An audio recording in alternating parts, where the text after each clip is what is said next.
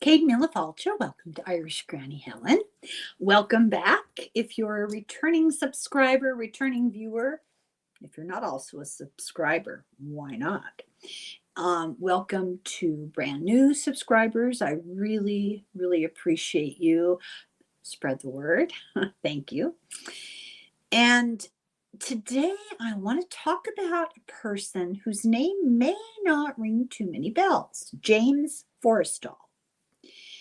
Now, his name popped up in our book about the Mothman prophecies, and somebody I hadn't thought about or talked about. I've never talked about him, and I hadn't thought about him in a very long time. I thought, this might be an interesting little side video to the Mothman stories because he's mentioned, and he played a prominent part in World War II, but he played a prominent part in something else, which is the early post-war involvement with UFOs on the part of intelligence, the military, and the government, allegedly. His death is still to this day, by some people, considered problematic. So let's look at this story of this man's life, and this won't be terribly, terribly long. Pretty short set of notes here. Everybody's breathing a sigh of relief. But maybe look him up. Maybe look up some of the things that we mention here because it's really interesting topic. Okay, James Vincent Forrestal. Was former U.S. Secretary of the Navy and then the first U.S. Secretary of Defense. Born February 15th, 1892 in Matawan, New York, into a very strict Irish Roman Catholic family. We don't need to belabor that. We know what that means. His father was an Irish immigrant who liked to dabble in politics. His mother was the daughter of Irish immigrants born in the United States, making her first generation. As a youth, he was an amateur boxer. It's incredible how popular boxing is. I don't get it. He graduated high school at the age of 16, but this was 1908, so it's hard to know, was he just brilliant or did that happen? He worked for 3 years for a newspaper. In 1911, he went to Dartmouth for a year and transferred in 1912 to Princeton. He quickly became the editor of the school paper at Princeton. And when he graduated, well, he didn't graduate, but they were getting ready for graduation. He did not finish his degree. He left before that, but he had been voted most likely to succeed. He married Josephine Ogden, who was a writer for Vogue magazine. She went on to develop a really serious problem with alcohol and her mental health. So he sold bonds until World War I, when he entered the Navy, and he became a naval aviator. This is so interesting. I didn't know this. Now, keep in mind, the United States, I don't think the United States entered World War I until around 1916, 1917, late in the game, because they've been fighting since like 1912 or something. Airplanes had just been invented. The United States didn't have like an Air Force. So he went to Canada and got trained in Canada and became a naval aviator. So apparently the Navy had a couple of planes, but they got their training in Canada. He became a lieutenant, but he got assigned to the Washington Office of Naval Operations. So he was actually not fighting. After the war, this guy was really smart. After the war, he made a fortune on Wall Street. He also helped politicians in the Democratic Party as being a publicist for them. He helped his neighbor down the road, FDR. He was a compulsive workaholic. He was described, I mean, I thought it was worth writing these adjectives down because I can imagine exactly what he was like. Pugnacious, introspective, shy, philosophical, solitary, and emotionally insecure. He did not like New Deal liberalism, and he did not want to get into national politics. However, he was good friends with Roosevelt, and in 1940, Roosevelt appointed him as assistant, and 6 weeks later, nominated him for the Undersecretary of the Navy. Forrestal was highly effective in mobilizing domestic industrial production for the war effort.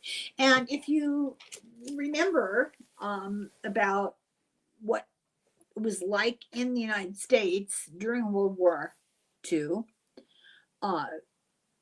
production for the war was absolutely phenomenal in the sense that dominated civilian life.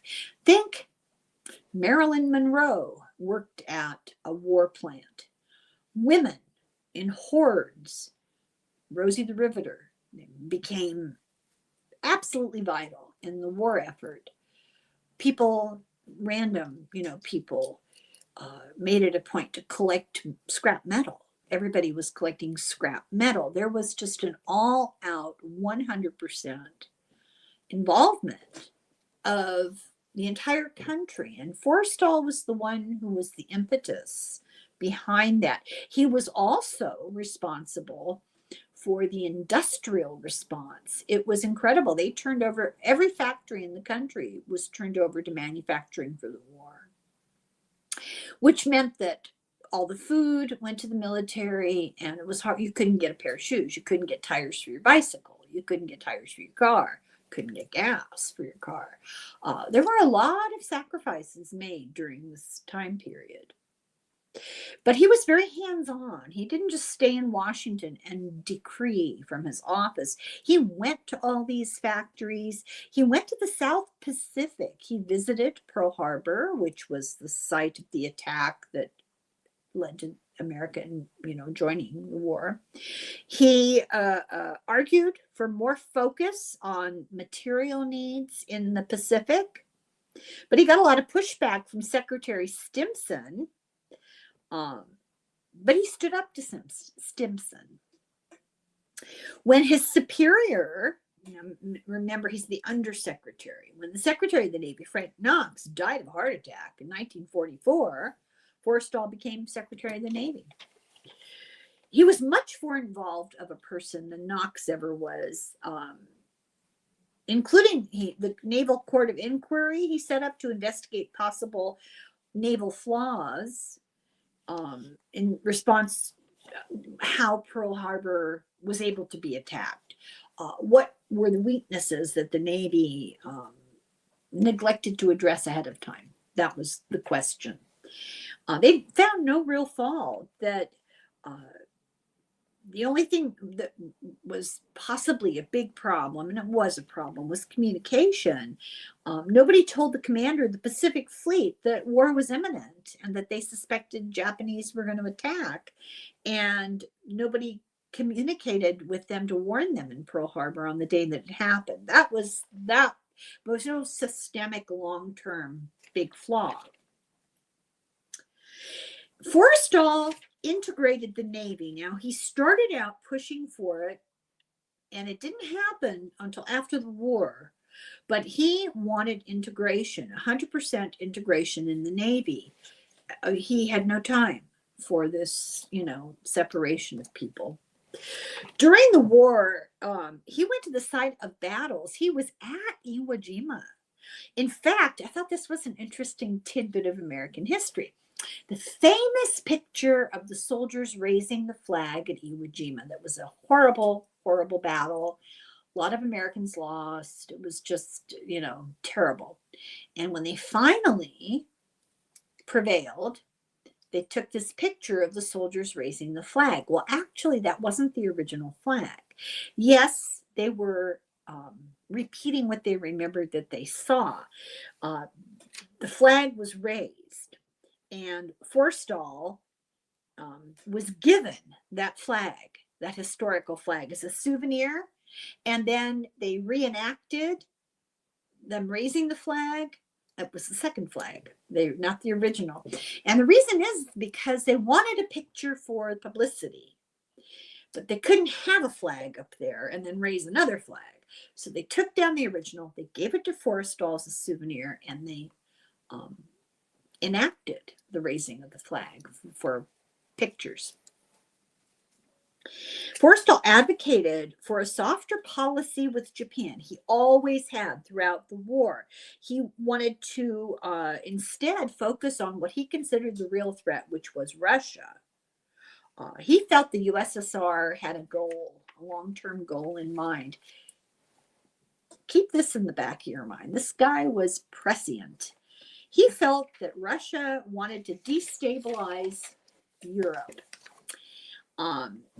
He wanted to cultivate negotiation efforts, but nobody agreed with him. Everybody was mad. You know, they were revenge for Pearl Harbor. They were mad at the Japanese. So his advice was followed after they nuked Hiroshima and Nagasaki. After the war, he really urged a hard line against Russia. He supported McCarthy because, you know, anti-communism.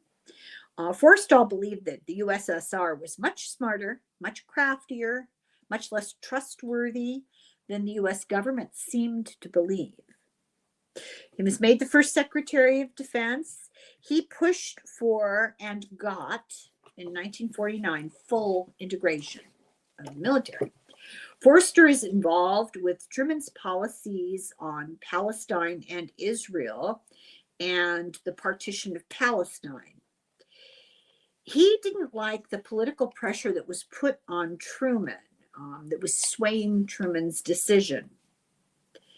And at the same time, he became a target for those who were hostile to Palestine or USSR. People started bad-mouthing him and calling him the most dangerous man in the United States. Then he discovered something really alarming. He discovered there was no budget for the Defense Department against military threat. Truman just didn't allocate any money for readiness needs. So Forrestal was praised by many because he worked with Congress. He had an ability for big-time management. In other words, he was, in a business bureaucratic sense, he was very effective. And he also had a keen eye and ability at war planning, hence the industrial response during the war and after for his advocating for the Department of Defense. He fought Truman against reducing appropriations for the Defense Department. So if you remember learning about this in history class, the picture of Truman holding up the newspaper that said Dewey wins, right? Dewey was his opponent in that election. Well, Dewey expected to win, and he promised Forrestal, when I win, you will stay Secretary of Defense. So what happened? Somebody got wind of this meeting. Now, mind you, he's Truman's opponent, right? So somebody got wind of the meeting and went into the press, and Truman was really offended, and he asked Forrestal to resign. And Forrestal fell apart. He went into psychiatric treatment. His medical records officially have been released. They show that their treatment of him was heavy drugs right away. They used sedatives and hypnotics to begin with, and then they used insulin treatment, and I'm not sure what they were doing it. I don't know, inducing an insulin like coma. I don't know. I'm not a medical person, and the information I got wasn't clear, but it sounded really extreme. He was diagnosed with severe depression.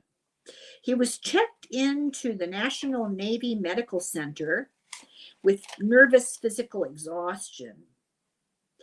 And it's believed that a part of the problem was he had a hard time handling the public innuendos and false accusations. It's the fact that they were false that really got to him. But he underwent treatment, and he seemed to be getting better. Now, he was on the 16th floor of this naval hospital. Early in the morning of May 22nd, he was found dead on the 3rd floor roof below the 16th floor kitchen, which was right across from his room in the hospital. He had left a note with a quote from Sophocles, the play Ajax. Couldn't find it. Rumors were, now this is just rumors, mind you, allegedly, that his bathrobe cord was tied around his neck. The implication was that his death was suspicious. Accusations were, of course, that he was murdered by communists. Now, this was the original accusations of the subset of people who immediately jumped to he was murdered. It's not what most people thought. Now, I'm going to tell you about John Lear, and these are his words, not mine. December of 87, John Lear, a former aviator and son of the guy who invented the Learjet, he spoke about UFO alien collusion with secret government forces. So we're talking the Majestic 12, secret government forces that were conspiring to manipulate public opinion that our space brothers were benevolent. And with that in mind, now this is the late 80s, right? With that in mind, the government was promoting movies like E.T. and Close Encounters. They basically were propaganda. And at that point, the government realized that the aliens had deceived them and they were not our space brothers. So why are we talking about that with Forrestal? Well, the claims were that the government had been doing a cover-up since 1939, when Germany may have recovered a flying saucer. And in 1946, United States military investigators who were looking into Swedish ghost rockets got their hands on this alien spaceship.